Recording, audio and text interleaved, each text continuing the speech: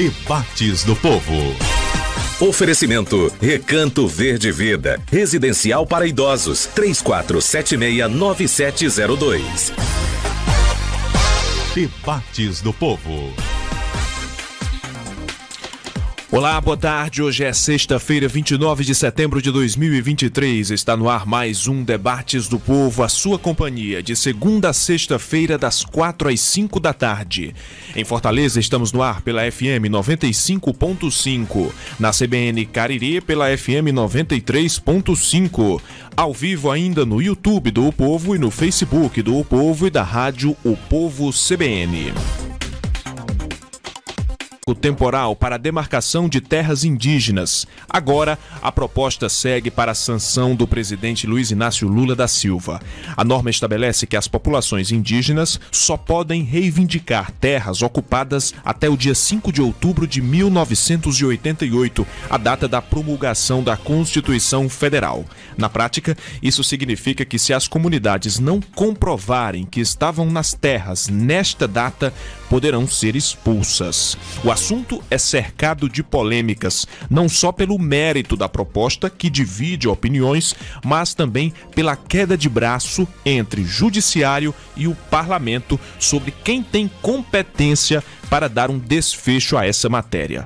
O marco temporal foi declarado inconstitucional em julgamento no Supremo Tribunal Federal na semana passada. Mas na última quarta-feira, a tese foi aprovada na Comissão de Constituição e Justiça do Senado e deve ir à votação em breve no plenário da Casa. O líder do governo no Senado, senador Jacques Wagner, do PT da Bahia, sinalizou que o presidente Lula seguramente vai vetar a matéria, mas o projeto pode se tornar lei caso o Congresso derrube o veto presidencial. À medida que a matéria avança no parlamento, a pergunta que se impõe é, afinal, quem dará a última palavra sobre o marco temporal? Supremo ou Senado? É sobre isso que vamos tratar no Debates do Povo desta sexta-feira.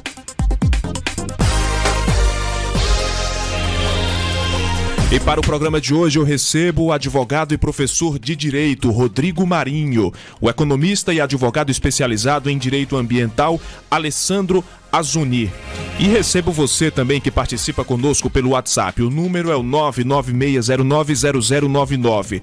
Você também pode mandar mensagens pelo Instagram e pelo Facebook da Rádio O Povo CBN e do O Povo. São 16h09. Debates do Povo. Hoje, com Luciano Cesário. O relógio virou para 16h10. Vamos ao debate. O fato do dia. Hora de falar sobre os principais assuntos do momento que estampam as capas dos portais de notícias do Brasil, começando pelo O Povo. A manchete é: Fortaleza tem mais de 8.000 crianças com vacinas em atraso. No Estadão, busca por síndico profissional cresce, mas a maioria ainda é morador. Quando ter gestão especializada? Matéria sobre habitação. Na Folha de São Paulo, a manchete que estampa o portal neste momento é: governo Lula envia consulta ao TCU para pagar piso da saúde menor em 2023. No G1, Enem dos concursos terá mais de 6.500 vagas em 20 órgãos. Matéria que trata sobre esse grande concurso que deve ser publicado em breve, o edital pelo governo federal. É um concurso unificado com vagas disponíveis em vários órgãos do governo. No jornal O Globo, a manchete: concurso público nacional unificado terá 6.590 vagas no governo federal. Matéria que também trata sobre esse certame. Vamos então saber dos nossos convidados, então, qual o fato do dia. Eu começo pelo Rodrigo Marinho, já desejo boa tarde, boas-vindas. Rodrigo, qual o fato do dia desta sexta-feira? Boa tarde, Luciano. Boa tarde, Cesário. Prazer. Boa tarde, Luciano, também ambos Luciano, para falar com vocês, Alessandro, perdão, para termos um debate do povo e participar desse tema tão importante, tão relevante que será o debate de hoje. A minha manchete é a obstrução que está sendo feito desde a última terça-feira na Câmara dos Deputados e no Senado, uma obstrução por uma usurpação absurda de competência do Supremo Tribunal Federal, que acha que tem poder para legislar. Né? O Supremo nunca teve poder para legislar, não é competência do Supremo Tribunal Federal isso, e é a situação. Essa é a minha manchete nacional. A minha manchete local, ela diz lá no Jornal O Povo, tá lá, apesar das operações policiais, facções criminosas atacam e cobram percentual do lucro de casas de apostas. O Ceará segue absolutamente um caos na segurança pública desde o governo Cid, e isso não melhora. Na realidade, é um caos em governos do PT, que eu digo a Bahia, que vem sofrendo problema há muito e muito parecido, e ainda vergonhosamente o ministro da Justiça, Flávio Dino, dizer que a culpa é do Bolsonaro. É uma piada. Alessandro Azoni, boa tarde, bem-vindo. Qual a sua manchete desta sexta-feira? Minha manchete ainda é a questão sobre a questão fiscal aí que está me preocupando ainda sobre essa reforma tributária. Isso está me deixando desesperado. São 66 leis complementares, então rasgaram o CPM, então isso me preocupa demais.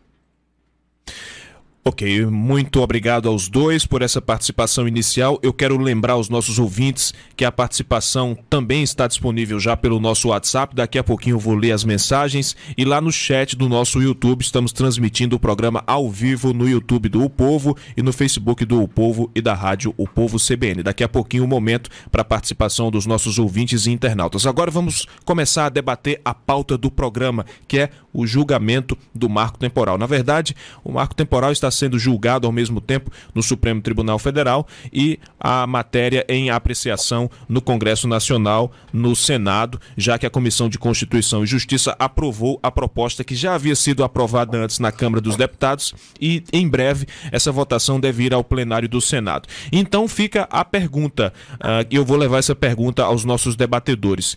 Quem é que tem a competência e onde está escrito a quem caberia essa atribuição para definir essa matéria, o marco temporal das terras indígenas? A palavra final é do Supremo Tribunal Federal ou é do Senado? Começo por você, Alessandro.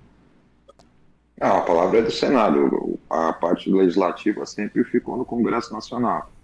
Mas o que acontece são as obscuridades da lei que acaba sendo questionado. Lembrando que o STF o Poder Judiciário como um todo, ele só pode se manifestar quando ele for questionado. Então, quer dizer assim, foram promovidas ações, uma delas é essa questão lá da reserva, lá na questão de Santa Catarina, que foi provocada essa questão sobre o marco temporal. O marco temporal, nós sabemos que é uma tese jurídica que foi usada somente, se não me engano, acho que foi Rondônia, Roraima, alguma coisa, uma reserva indígena que tinha por lá, foi usada uma tese jurídica. Ela não é uma tese constitucional, tanto que a Constituição prevê a questão das terras originárias, dos povos originários. Então, cabe a questão do Supremo entender se isso é constitucional ou não. Ele não está legislando sobre matéria, a matéria é constitucional ou não é constitucional. Então, primeiro que as atribuições do STF, ele só pode ser avocado somente em questões que ferem os princípios constitucionais. Se fosse uma lei federal, seria o STJ. Mas como é um princípio constitucional, foi avocado justamente o STF. E o STF se manifestou nessa questão porque a Constituição diz de forma clara que as terras indígenas são pertencentes aos povos originários. Não tem a questão, não se fala de marco temporal. Mesmo a questão da aprovação de uma lei ordinária, para aprovação de um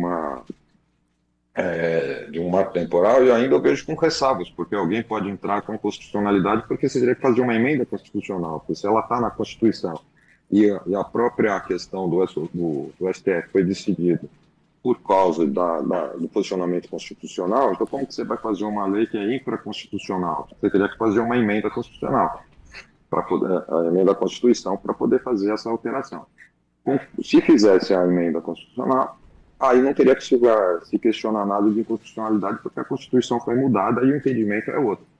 Mas enquanto não for alterado o texto constitucional, qualquer lei infraconstitucional que for criada, ela vai cair em análise do STF e vai ser considerada inconstitucional. O que eu vejo é assim, Teve uma outra questão também que foi avocada agora, a questão sobre as drogas. Estão falando que até o Pacheco puxou para ele agora a questão da descriminalização das drogas. A questão que está sendo discutida no STF não é a questão da discriminação, mas as desigualdades nas penalizações que são colocadas nas pessoas que estão sendo presas. No estado de São Paulo, por exemplo, se você pega uma pessoa que tem um pote de 45 gramas em determinadas seccionais de São Paulo, é considerado como usuário. Se pegar outra seccional, já é considerado traficante, por isso considero 33. Então, como que você pode usar o princípio da isonomia, analisando o mesmo caso para as mesmas pessoas, com decisões contrárias? Então, o STF acaba decidindo de uma unificação de uma quantidade para poder apaziguar essas questões de desproporcionalidade que existe. Isso é matéria do legislativo, mas na omissão você precisa ser definido por uma norma, porque senão nós vamos ter várias decisões, pessoas sendo julgadas traficantes, outras como usuários, e com quantidades assim diferentes, mas assim, dentro de um vai ser considerado como usuário com 45, outro com 33, então tem uma disparidade. Então eu vejo que o STF muitas vezes acaba tendo que discutir pela incompetência do próprio legislativo. Certo. Rodrigo, as duas instituições sinalizam que tomarão decisões distintas, né? O Supremo já declarou o marco temporal inconstitucional. O Senado agora, incluindo a Câmara, né? O Congresso, Senado e Câmara, indicam, falta só essa última votação no plenário do Senado, tudo indica também Já foi. que a votação do plenário, né? Já ocorreu, Luciano. Já foi feito, já está para a sanção do presidente. Sim. Então, agora, diante dessas duas decisões distintas, né? Temos o Senado declarando a matéria como lei, né? Pleiteando declarar a matéria como lei, precisa da sanção do presidente, e o Supremo declarando essa matéria inconstitucional. Se nós temos duas instituições, dois poderes e duas decisões distintas, a própria Constituição não responde a essa pergunta que eu fiz a vocês na abertura do programa a respeito da competência para julgamento dessa matéria? Não tenho nenhuma dúvida disso, né? O primeiro ponto, não legislar é legislar. Ou seja, se há uma decisão por parte do Congresso Nacional em não fazer uma legislação, isso é uma decisão. Eu trabalho hoje no Congresso Nacional, eu sou diretor executivo do Instituto Livre Mercado, ligado à Frente Parlamentar pelo Livre Mercado. Sim. Eu já vi projetos de lei serem aprovados pela manhã na Câmara dos Deputados e à noite aprovado no Senado e outro dia está sancionado pelo presidente. Já vi isso acontecer mais de uma vez. Ou seja, se houvesse interesse parlamentar, não tenha dúvida, isso estaria sim votado, estaria sendo colocado. Por exemplo, antes de entrar na questão do marco temporal, entrar na questão de drogas que o Alessandro trouxe. Foi clara a ideia de que na visão desse pessoal, na visão do Congresso, não poderia haver tráfico de drogas. Tráfico é nada mais do que a revenda de drogas. Nunca foi autorizado pelo Congresso qualquer percentual, ou 30 gramas, ou 10 gramas, ou 5 gramas. O que sempre foi proibido foi tráfico de drogas, certo? Esse é o que sempre foi proibido. Você não pode revender a droga. Se houver revenda de droga, isso é crime, isso vai ser criminalizado.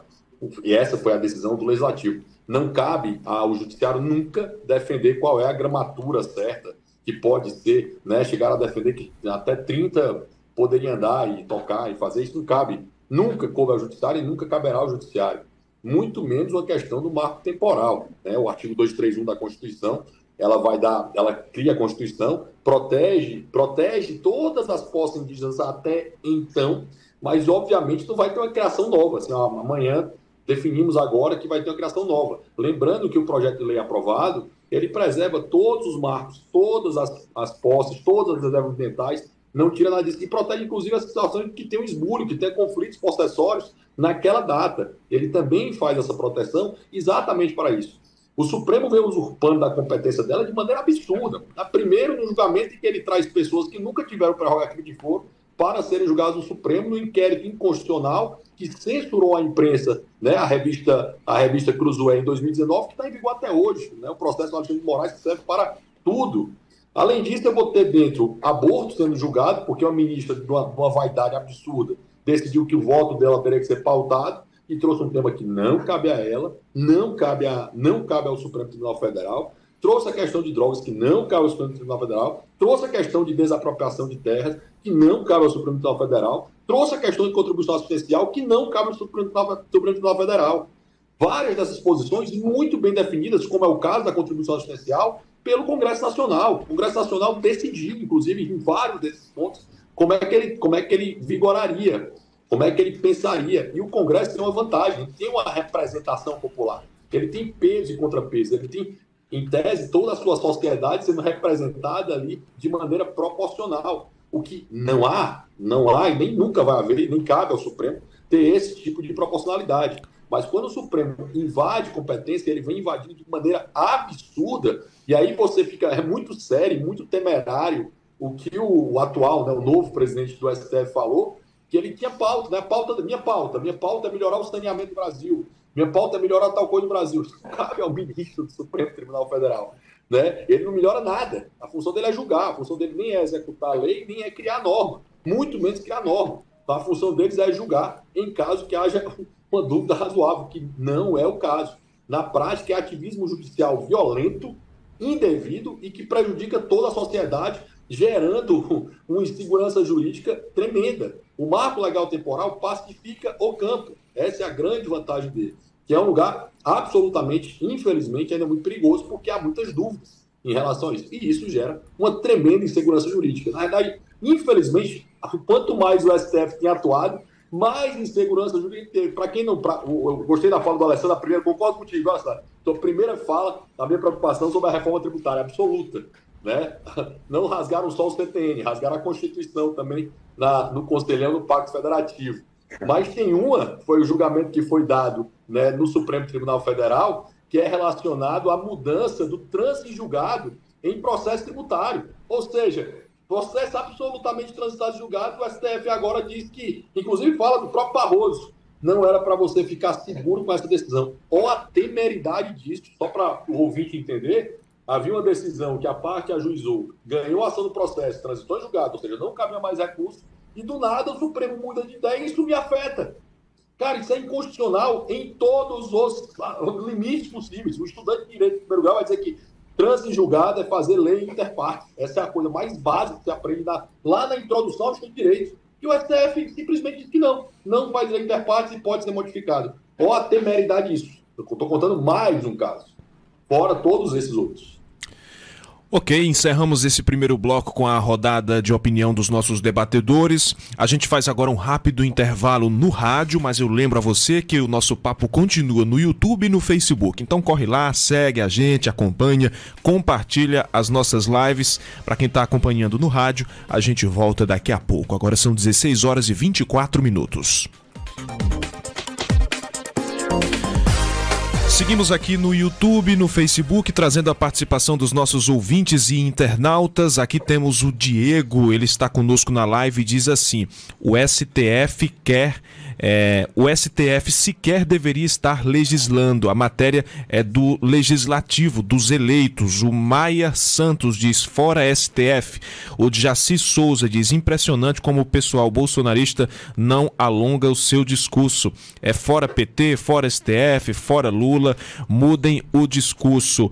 O Antônio Francisco, fora STF. E o Jailson Silva: é insuportável o discurso desse cidadão. Não sei a quem ele se refere, né? Aí ele continua: já passou a eleição, mas parece que ele está no palanque exaltando o bolsonarismo. Avisa aqui, por favor, quando ele se retirar, para eu voltar a ouvir o programa. Não sei se ele está se referindo aos nossos debatedores, mas a gente vai seguir com os debatedores aqui em respeito aos ouvintes e até em respeito a eles que foram convidados e gentilmente aceitaram o nosso convite até o fim do programa, né? Até o fim do Debates do Povo desta sexta-feira. Agora eu quero tratar com vocês uma questão que pode considerar que pode ser muito delicada, não é? Porque a gente está tratando aqui sobre uma matéria que pode vir a ser efetivada como uma lei, caso o presidente Lula sancione o projeto. Se ele não sancionar, possivelmente o veto será derrubado pelo próprio Congresso e aí esse marco temporal pode se tornar uma lei. Se tornando uma lei, é possível que os partidos ou entidades civis questionem a legitimidade nessa lei no próprio Supremo Tribunal Federal. O instrumento para esse questionamento é a ação direta de inconstitucionalidade. E aí é o próprio Supremo que vai definir novamente se essa lei tem validade ou não, se é constitucional ou se é inconstitucional. Nesse caso, a última palavra volta a ser do Supremo Tribunal Federal. Queria saber de vocês, esse conflito, então, a solução para ele está na aproximação institucional entre o Supremo e o Congresso? Ou seja, o problema tem que ser resolvido antes de ele ser levado a um novo julgamento lá na Suprema Corte? Começo por você agora, Rodrigo. É interessante isso, porque isso é uma regra, né? Isso não é um princípio, não é obrigatório que o Supremo seja a última palavra, não. Isso é uma regra dentro da nossa democracia que vai dizer que vai ser colocado o Supremo na nossa Constituição. Podia ser o Parlamento, né? Por exemplo, na Inglaterra é o Parlamento quem dá a última palavra constitucional sobre determinados temas. Não é. A gente vai voltar agora, Rodrigo. Pedir para você aguardar um pouquinho. A gente está voltando para o rádio. Debates do Povo. São 16 horas e 27 minutos, estamos de volta no rádio, para você que nos acompanha em Fortaleza, na 95.5, no Cariri, na FM 93.5. Aqui agora com os nossos debatedores, a gente está discutindo sobre a eventual solução para o impasse que pode ser gerado lá na frente. Se o marco temporal se tornar lei e alguma entidade ou partido político questionar a constitucionalidade dessa lei no Supremo Tribunal Federal, o Supremo então teria a palavra final. E aí eu perguntei ao Rodrigo como é que essas duas instituições, né, esses dois poderes podem resolver esse conflito. Por favor, Rodrigo. Deixa claro, eu vou explicar até uma coisa antes que eu ia começar e falar disso. O Brasil é um país de abuticaba, né? Só o Brasil tem controle difuso e concentrado juntos, né? Ou seja, só o nosso STF, na nossa corte recursal, por meio de um recurso extraordinário, com um controle difuso, estranho, diferente que tem os americanos que criaram essa ideia, vai ter a possibilidade, num caso concreto, de ser julgada a constitucionalidade de algo. Por sua vez, a Áustria, que é o controle concentrado, que é o ajuízo numa corte constitucional. O Brasil é o único país do mundo que tem os dois controles ao mesmo tempo, tá? Nenhum outro país do mundo tem esses dois controles ao mesmo tempo. E, com um detalhe, nem todo país do mundo tem o Supremo Tribunal Federal ou a Suprema Corte como a última palavra na Constituição. Isso é uma regra, né? Isso não é um princípio, né? uma cláusula pétrea, isso é uma regra constitucional. Inclusive, existe uma emenda constitucional, uma proposta de emenda constitucional do deputado Lito Sábio de Minas Gerais, que propõe que, em casos manifestamente inconstitucionais julgados pelo Supremo Tribunal Federal, o parlamento possa revogar, o parlamento possa ter a última palavra. É uma PEC que está ganhando assinaturas, está chegando a 171 assinaturas, provavelmente vai ser votada, né? Tem algumas coisas acontecendo em reação a essa invasão de competência tremenda que o Supremo tem feito em relação ao Legislativo.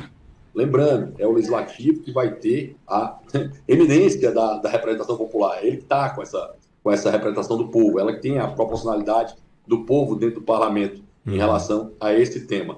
Mas pela regra atual, Luciano, sem dúvida nenhuma, vai ser ajuizado um ADIM, um ADPF, né, para ser julgado após, né, zero jogo, né, o jogo é zerado, novamente passa a valer essa norma infralegal imediatamente, e aí o jogo começa a ser jogado novamente. Esse jogo jogado novamente, aí vai ter que ser ajuizada uma nova ação, essa ação vai ter que ser analisada pelo Supremo, se essa lei é constitucional ou não, porque, a priori, toda e qualquer lei que sai do parlamento, ela é constitucional, até ser julgado em contrário. Então essa é a forma do jogo que você vai ter dado. Pela regra do jogo atual, pode ser sim que o Supremo dê a última palavra nesse caso.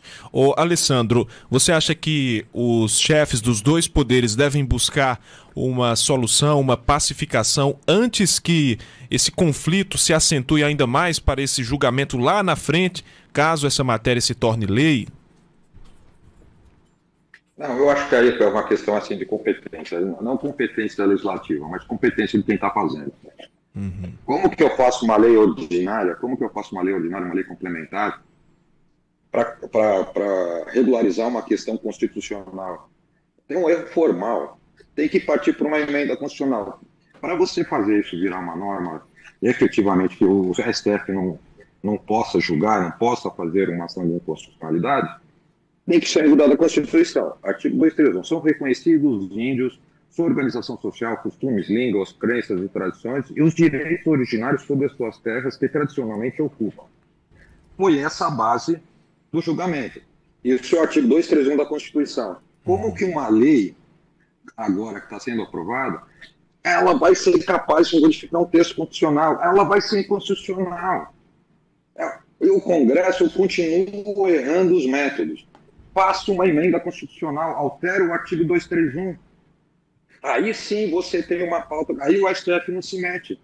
Agora, você faz uma lei ordinária para fazer uma alteração, para aprovar o marco temporal, que é inconstitucional, porque o artigo 231 continua válido.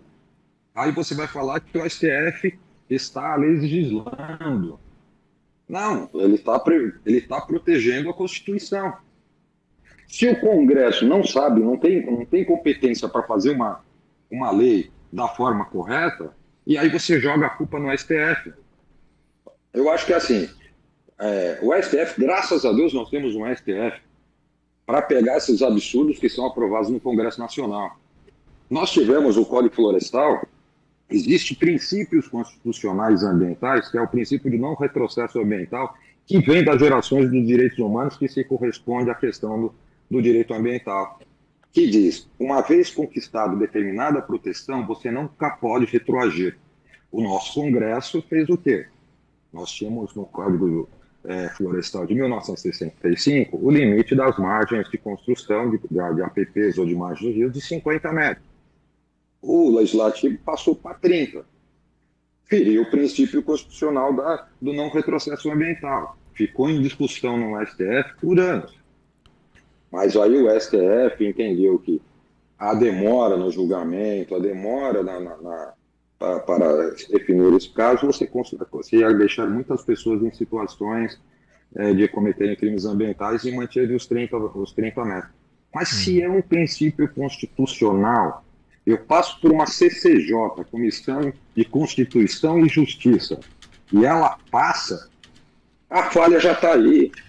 O modelo do Congresso é errado. Como que passa numa CCJ uma lei para derrubar uma norma constitucional? Ela é uma lei infraconstitucional.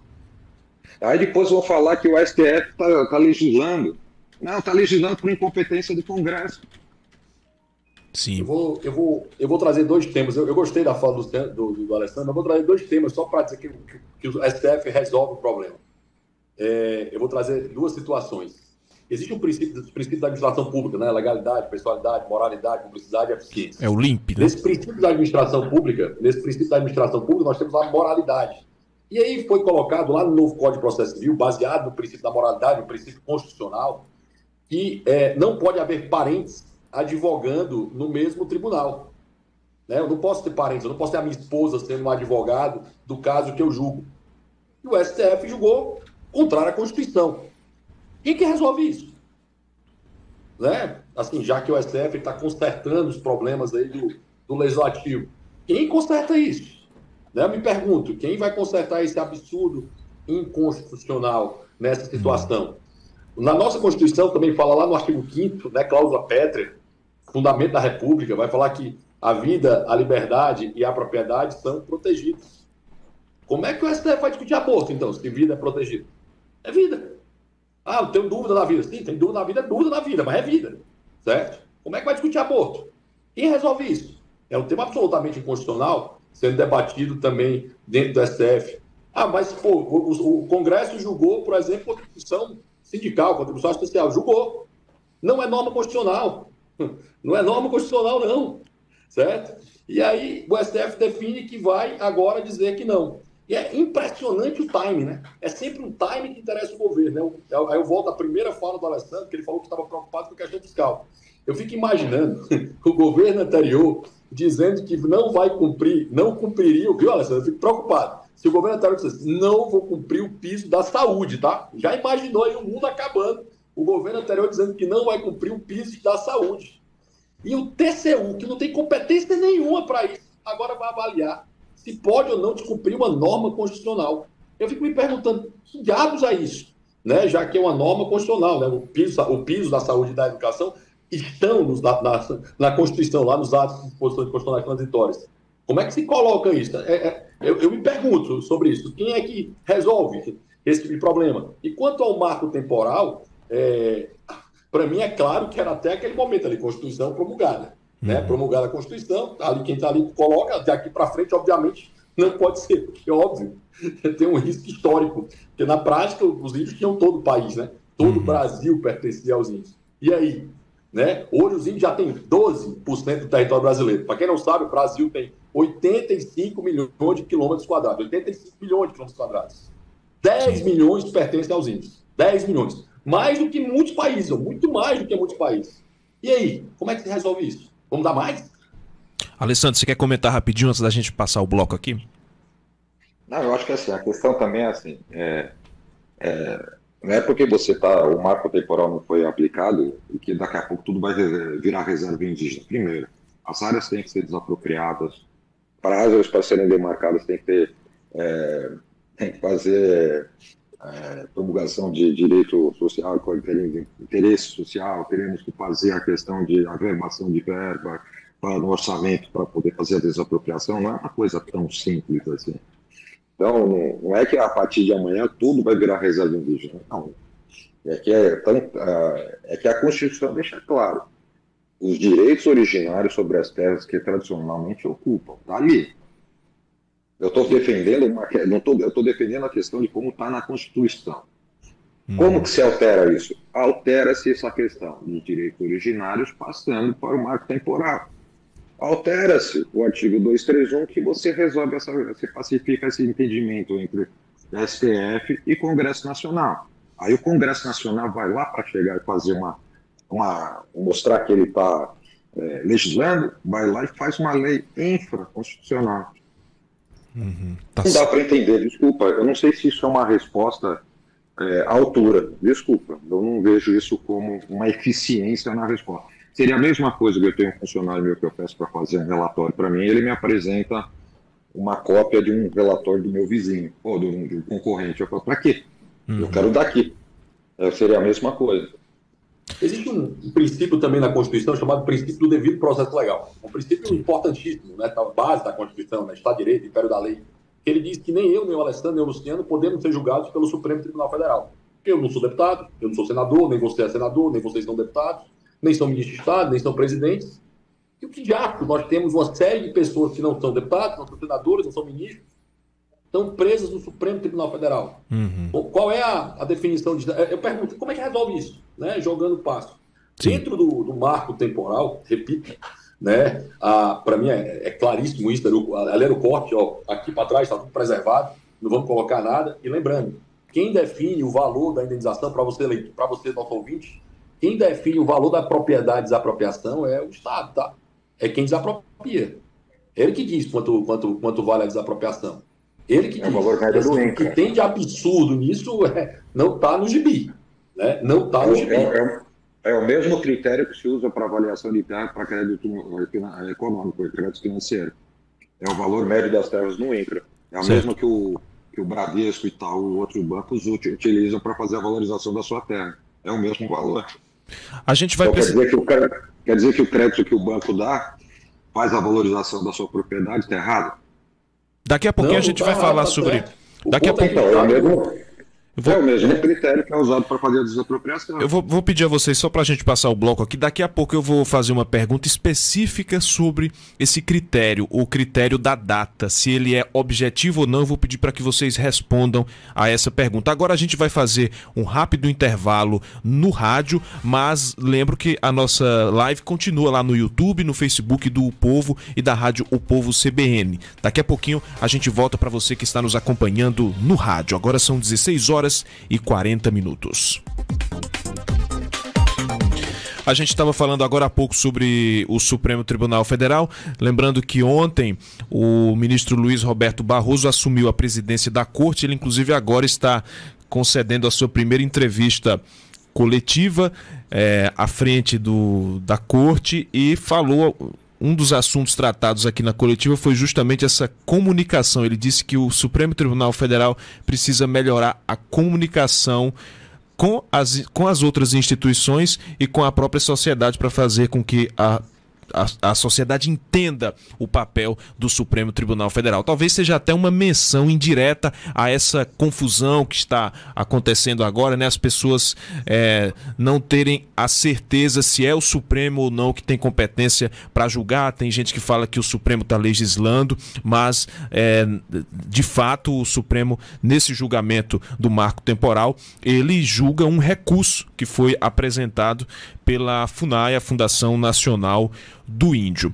Bom, eu vou trazer aqui a participação dos nossos ouvintes e internautas para daqui a pouquinho a gente falar sobre o critério do marco temporal. Temos muitas participações. Aqui o André, no nosso chat do YouTube, diz assim: professor Rodrigo Marinho fala com coerência, inclusive está dando uma aula jurídica com exemplos plausíveis. Desculpa, Jailson, ele nunca foi bolsonarista e sim da liberdade. Ele está respondendo aqui ao Jailson Silva, que chamou o professor Rodrigo Marinho de bolsonarista. Temos também aqui a Jacinta Pessoa, ela fala: muito bem colocado o argumento do doutor Alessandro de que a lei deveria ser elaborada obedecendo o devido processo, assim como todo e qualquer trabalho deve ser feito corretamente. Elaborar lei não é como vender pinga num boteco. Temos também a participação da Alzinete Silva: se não fosse pelo Supremo, hoje estaríamos numa ditadura. Viva Alexandre de Moraes. A Lourdes Rodrigues diz: parabéns ao mediador do debate, gostei, muito obrigado.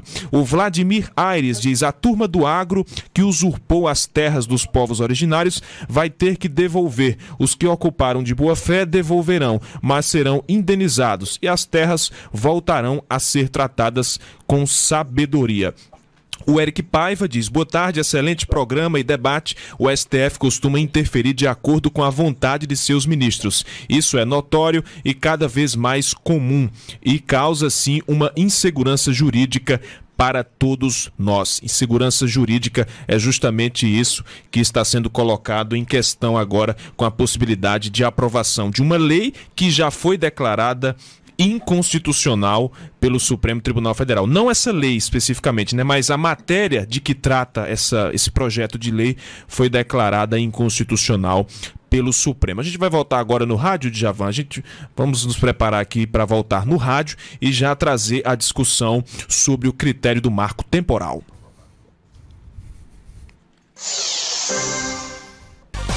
Debates do Povo.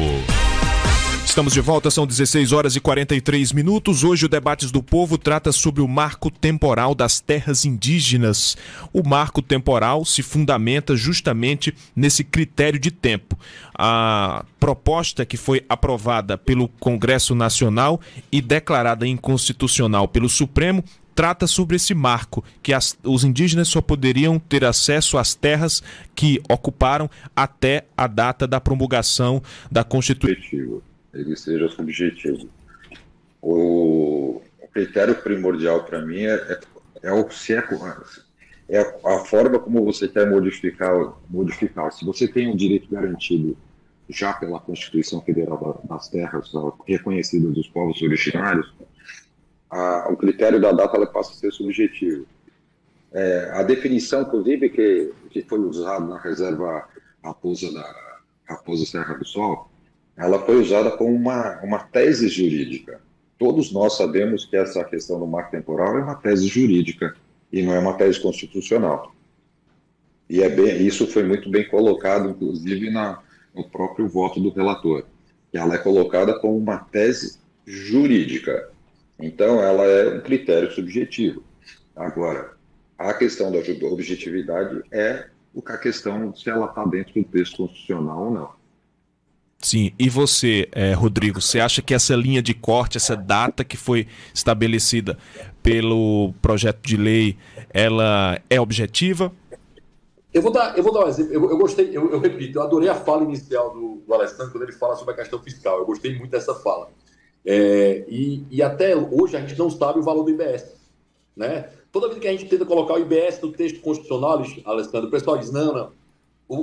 A língua de IBS não pode estar em texto constitucional. Não pode, ela tem que ficar em lei ordinária. Porque não dá para colocar, porque aqui eu vou colocar princípios, né? Eu não posso criar regras nessa lógica constitucional. Isso é o que se argumenta, né? Vamos colocar o IBS aqui e dizer que vai ser 20, né? Não pode passar de 20. Não. Isso aí vai para a lei complementar ou lei ordinária, que vai tratar, no caso, lei complementar tributária, né? Vai ter que tratar desse tema. Quando eu tenho uma regra subjetiva, é óbvio que a lei pode esclarecer. Para isso que serve a lei ordinária. Né? Para isso vai servir a lei ordinária, deixar claro o prazo disso. Né? Para mim, em tese, nem precisava. Eu repito, os índios no Brasil têm 12% do território nacional. O Brasil, repito, tem 85 milhões de quilômetros quadrados. Os índios têm 10. É mais de 10% do território nacional. O Brasil é um continente. Nós temos já 12% das terras.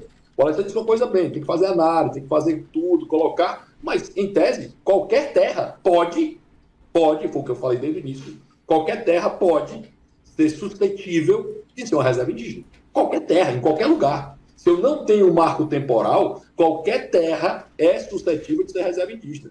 Eu gero insegurança jurídica absoluta, porque a terra que eu tenho há 100 anos, ela pode ser dita que lá em 1700 ou 1600, ela foi terra indígena, e por isso era posse natural, colocada, porque não havia marco temporal. Né? Então, assim, poderia. Na verdade, a gente pode argumentar, fui esbulhado, fui tirado, porque até um critério que diz, eu tenho um conflito de terras para isso. Então, assim, no limite, tudo pode ser colocado dessa forma. E isso é absolutamente perigoso e gera insegurança jurídica tremenda. Sim, a gente lembra que o novo presidente do Supremo Tribunal Federal, ministro Luiz Roberto Barroso, toma posse nesse momento. A gente está aqui acompanhando a coletiva que ele concede nesse momento. Ele já começa a tratar sobre esses assuntos que o Rodrigo abordou no início do programa, que contrapõem o Congresso e o STF. Sobre o aborto, o julgamento do aborto, Barroso disse que esse tema envolve, nas palavras dele, sentimentos religiosos respeitáveis e que talvez o assunto não esteja maduro o suficiente para um julgamento nesse momento. Ele também foi perguntado sobre o julgamento do porte da maconha e defendeu o debate sobre o tema, afirmou que o Congresso pode também tratar sobre essa questão e explicou que a Corte está definindo qual a quantidade será o critério para uso e para o tráfico. O presidente também afirmou que não há crise, ele disse que não enxerga uma crise entre o Congresso Nacional e o Supremo Tribunal Federal. Ele defendeu que haja diálogo e uma relação respeitosa entre os dois poderes. Já que a gente está tratando sobre Supremo, sobre julgamento, queria que vocês comentassem um pouco essas primeiras declarações de Luiz Roberto Barroso como presidente do Supremo Tribunal Federal nessa entrevista coletiva e já fazendo uma oposição em relação à sua antecessora, porque a ministra Rosa Weber era muito discreta, inclusive não concedia entrevistas, nem mesmo entrevistas coletivas, a não ser que fossem situações muito específicas mesmo, mas agora o ministro Luiz Roberto Barroso já inicia essa sua gestão no Supremo, trazendo essa mensagem para a população e para os poderes por meio da imprensa. O que é que vocês acharam dessas primeiras falas do Barroso como presidente do STF? Começa por você, Rodrigo. Eu vou falar primeiro o que você falou no ano passado. Eu moro em Brasília, né, hoje, então assim, é impressionante essas posses nababescas, né, que acontecem, né? O cara assumiu ele era até ontem o vice-presidente, tem uma festa gigantesca, tem um negócio gigantesco, tem um ingresso de R$500, que é de 500 a R$1.000 que é vendido. É um negócio absolutamente, na minha visão, absolutamente republicano. E para mim, juiz fala nos autos. Né? Se ele Sim. quer se resolver com o presidente do Congresso ou com o presidente da Câmara, o presidente do Senado da Câmara, ele senta e faz uma reunião com o presidente do Senado da Câmara e toca. Não é papel de presidente do Supremo estar falando fora dos autos. É absurdo como esse senhor fala fora dos autos. Fala tanto fora dos autos que ele vai para o evento político da UNE e diz a seguinte frase, abre aspas, nós derrotamos o bolsonarismo, fecha aspas. Pelo amor de Deus, é vergonhoso. Né? Vergonhoso. Qualquer ministro, qualquer juiz fala uma bobagem tão grande dessa. Nesse tema, no tema que trata. É absurdo, né? Se meter em situações políticas como esta. Quanto aos temas, o tema do aborto, a Rosa Weber queria deixar o voto dela. Né? Assim, que é um negócio também escabroso. né? Porque se ela deixando o voto dela, o próximo ministro que entra no Supremo não pode votar sobre esse tema, né? Então, assim, é um negócio completamente desarrazoado e inconstitucional. Eu não tenho aí a mesma segurança do Alessandro na hora que ele diz que se fizer uma PEC, o Supremo não vai mexer nela. Eu não tenho essa segurança jurídica, de fato.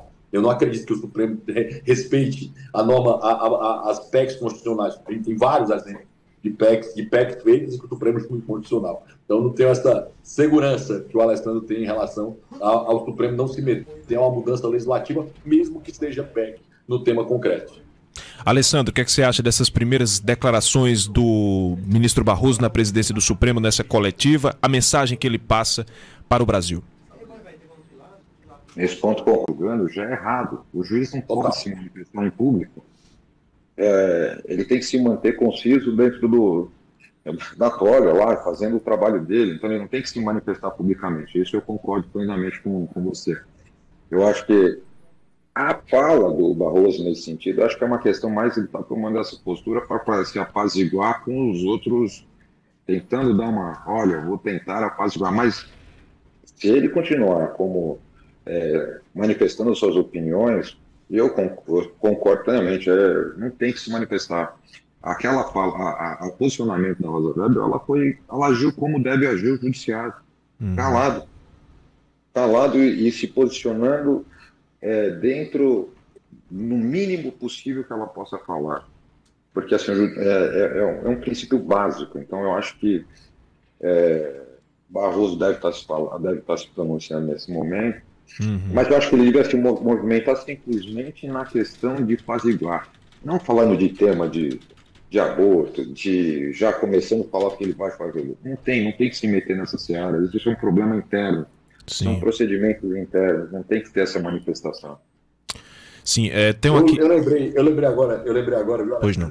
Do tema constitucional que o Supremo jogou absolutamente contrário ao que diz o texto constitucional, e votou agora, né? Inclusive eu era o advogado do mandado de segurança para cumprir a norma constitucional. E quando você sofre impeachment, você tem duas consequências jurídicas. Na Constituição está escrito claramente. Você perde o mandato e você fica 8 anos. Perde os direitos políticos, né? Elegível. E o Ricardo Lewandowski e o Supremo julgou agora, contrário à norma constitucional. Semana agora, julgamento da Dilma Rousseff. Né? Então, assim, só para dizer, para dar um exemplo de agora, da semana passada. Não, tem julgamentos assim. Quando eles fizeram quando eles fizeram em 2016, se não me engano. 2016 mesmo. Era 2016 a prisão em segunda instância. Ele rasgou a Constituição.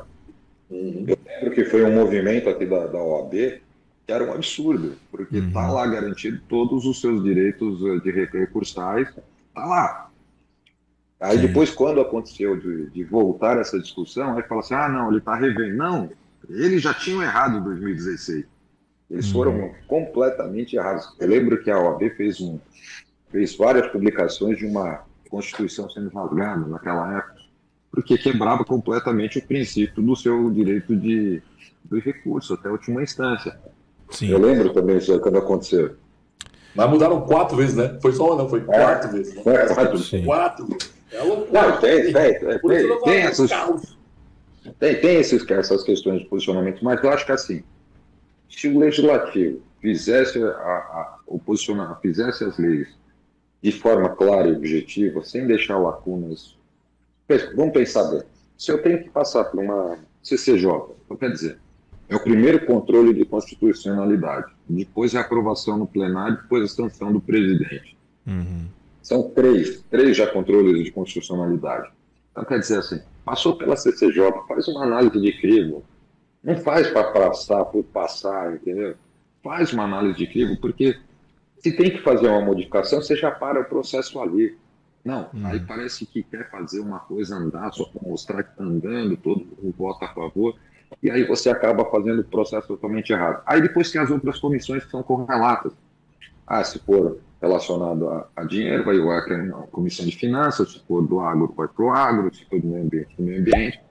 Então, existem essas comissões justamente para filtrar, para que isso não vai ser aprovado no plenário com erros constitucionais. Para que a gente não tenha que ficar toda hora acionando um STF, para ter toda hora uma lei de um partido ou uma organização qualquer entre com uma linha de pedindo inconstitucionalidade sobre a lei aprovada. Eu tenho aqui duas correções à informação que o Rodrigo trouxe no início do programa. Os nossos ouvintes estão muito atentos aqui. O Marcos Lopes fala que a extensão territorial do Brasil é de 8.511.965 quilômetros quadrados. Acho que você deve ter falado, por engano, hectares, né? Você falou 8 milhões de hectares. Não é isso? Não, eu falei de quilômetros quadrados, porque foi em vez de falar 8 milhões e meio, eu falei 805 Eu tenho a impressão que você tinha falado hectares também. Não só, não só o Marcos, mas como a professora Helenilda também mandou essa correção aqui pra gente. Bom, um zero errado. Sim, errado. Sim, pois não. Em vez de 85 milhões é 8 milhões e 500. O Abílio Elias, ele deixa aqui uma pergunta, né? O que tem acima do... Porque a gente estava discutindo que se a matéria do Senado tem alguma incongruência, vai ser levada para o Supremo. Aí o Abílio pergunta, o que tem acima do STF? Quem delimita as ações do STF? Temos também participações aqui na nossa live. O Eduardo Menezes, ele faz referência aqui à camisa do Rodrigo. Boa tarde a todos. A camisa do Rodrigo é da TFP, Tradição, Família e Propriedade. E aí, Rodrigo, responde rapidinho. É do artigo 5º da Constituição. Está no artigo 5º da Constituição. Vida, liberdade e propriedade. Certo? Bom, está lá. Primeiro artigo 5º, cláusula pétrea constitucional. Sim, Os direitos humanos foram fundados pelos liberais. Vida, liberdade e propriedade. O Diego fala, Barroso é um advogado que fala para o seu cliente e não como um juiz. O Gerson Monteiro, o cara falou que o Brasil tem 85 milhões de quilômetros. 8 milhões e 500.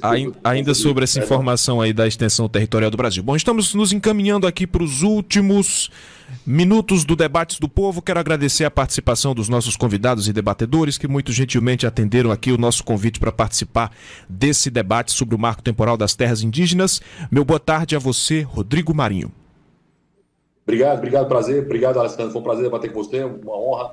Tá? Ótimo trabalho, né? Seguimos firme aí na questão tributária, também me interessa um bocado, estou bem preocupado com ela, bem preocupado com a parte fiscal. O Brasil está indo à bancarrota na parte fiscal, né? Já 3% de endividamento, só piorando, bem preocupado com isso. Obrigado também ao economista e advogado especializado em direito ambiental, professor Alessandro Azzoni. Boa tarde, professor. Boa tarde, muito obrigado. O debate até que foi caloroso, mas foi bom. Obrigado, Rodrigo, pela oportunidade de debater contigo. E temos que sempre ficar de olho. Eu acho que a pergunta que ele fez, quem está acima do STF, seria o próprio legislativo que poderia caçar os ministros, mas aí todos eles, por que eles não o fazem, né? Fica esse o questionamento. Fica o questionamento, então, para fazer os nossos ouvintes pensar. Esse é o objetivo do Debates do Povo, que chega ao fim. Tivemos hoje os trabalhos técnicos de Adalto Rosa, Carlos Maxwell e Kelly Alves. Produção de Alan Dantas e Letícia Lopes. Direção de jornalismo, Jocélio Leal. Debates do Povo. Hoje, com Luciano Cesário. Em seguida, no AM 1010, você fica com o Trem Bala. Não para, não para, não para, não para, não para, não para, não para, não para. No FM, você fica com o repórter CBN. Na sequência, vem o Ponto Final CBN. Na próxima segunda-feira, Marcos Tardan retorna das férias para a apresentação do Debates do Povo. Muito obrigado a você que me acompanhou aqui durante essa temporada. E a gente se encontra numa próxima. Boa tarde, um ótimo fim de semana.